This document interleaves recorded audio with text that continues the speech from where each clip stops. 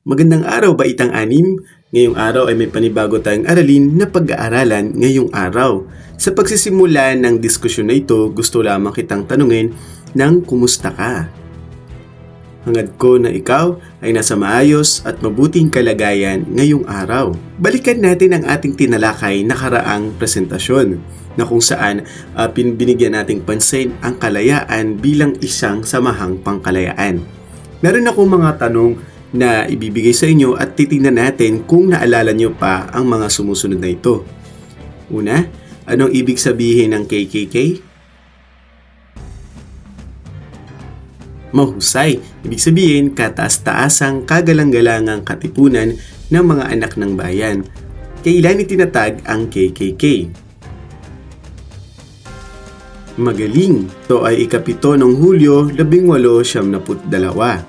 Sunod, sino ang supremo ng katipunan na may alias na Bagong Pag-asa? Siyang tunay, siya si Andres Bonifacio. Sunod, sino naman ang nagsulat ng kartilya na may alias na Dimasilaw at Utak ng Katipunan? Tama ang iyong sagot, siya si Emilio Jacinto. Ngayon, naniniwala ka bang dumami ang mga miyembro ng Katipunan noon? Kung ang sagot mo ay oo, bakit? Kung ang sagot mo ay hindi, bakit hindi? Maraming salamat sa pagbabahagi ng iyong sagot.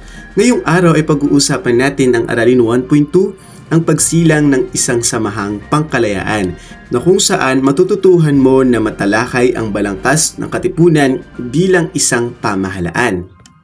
Bakit kinailangan ng balangkas ng pamahalaan? Bakit to kailangan natin pagkakasunod-sunod? Iba't ibang sanggunian, magkaroon ng maayos na pamumuno, malinaw ang tungkulin ng bawat kasapi, maging mabilis ang pagpapasya, at mapanatili ang kaayusan at pagkakaisa ng samahan kung kahit meron tayong iba't ibang grupo o sanggunian sa katipunan. Narito ang isang balangkas ng katipunan na kung saan makikita natin ang bawat sumusunod na sanggunian. Una, kataas-taasang sanggunian. Pangalawa, sangguniang bayan. Pangatlo, sangguniang balangay. At pang-apat, sangguniang lihim na kung saan lahat sila ay nakapaloob sa kataas-taasang kapisanan. Bawat grupo sa kaliwang bahagi, so kataas-taasang sanggunian, sangguniang bayan, sangguniang balangay, ay may kanya-kanya ring representative. So meron tayong pangulo, piskal, kalihim, ingat-yaman, at mga kasangguni. Simulan natin sa kataas-taasang sanggunian. Ito ang pinakamataas na sangay ng pamahalaan ng katipunan. Halimbawa, kung ngayon ay meron tayong Pangulo ng Pilipinas, o kaya naman gobernador ng Student Council.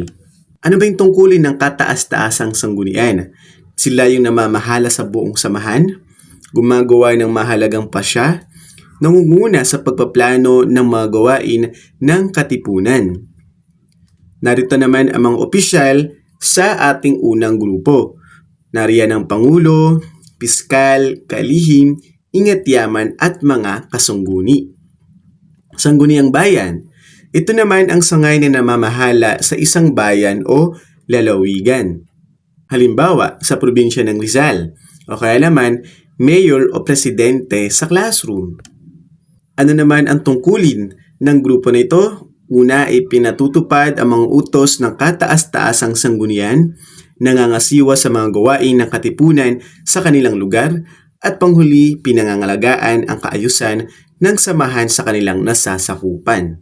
Sunod ay ang sangguniang balangay. Ito ang sangay na namamahala sa isang balangay o munisipalidad. So kung ibig sabihin, sila yung grupo sa panahon ngayon, sila yung maaring tinatawag nating barangay o kaya naman munisipalidad. Ano po ba yung tungkulin ng grupo nito? Nangangalap ng mga bagong kasapi, nangangasiwa sa mga gawain ng mga kasapi sa kanilang balangay, tinitiyak ang pagsunod sa mga layunin ng katipunan. Panghuli natin ay ang sangguniang lihim. Ito ang pangkat ng mga pinagkakatiwalaang kasapi ng katipunan. Narito ang mga opisyal ng katipunan at kanilang tungkulin. Kung mapapasin natin sa opisyal, nangunguna riyan ang Pangulo na kung saan tungkulin niyang pamunuan ang sanggunian.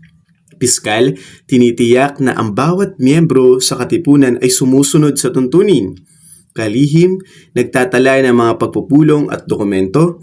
Ingat yaman, sila naman yung nangangalaga sa salapi at ari-arian ng samahan. Ang guni, tumutulong sa pagpapasya at pagpapatupad ng mga gawain. At ito ulit ang balangkas ng kataas-taasang kapisanan at ang kanilang mga nasasakupan. At diyan nagtatapos ang ating Aralin 1.2, ang pagsilang ng isang samahang pangkalayaan. Kung ikaw ay may katanungan sa ating presentasyon, maaaring ilagay ang iyong komento sa ating comment box. Balikan natin ang ating pamantayan sa pagkatuto. Nagawa nating matalakay ang balangkas ng katipunan bilang isang pamahalaan. Mahusay. So paalam na po, grade 6. Hangad ko na marami kayong natutuhan sa ating aralin ngayong araw.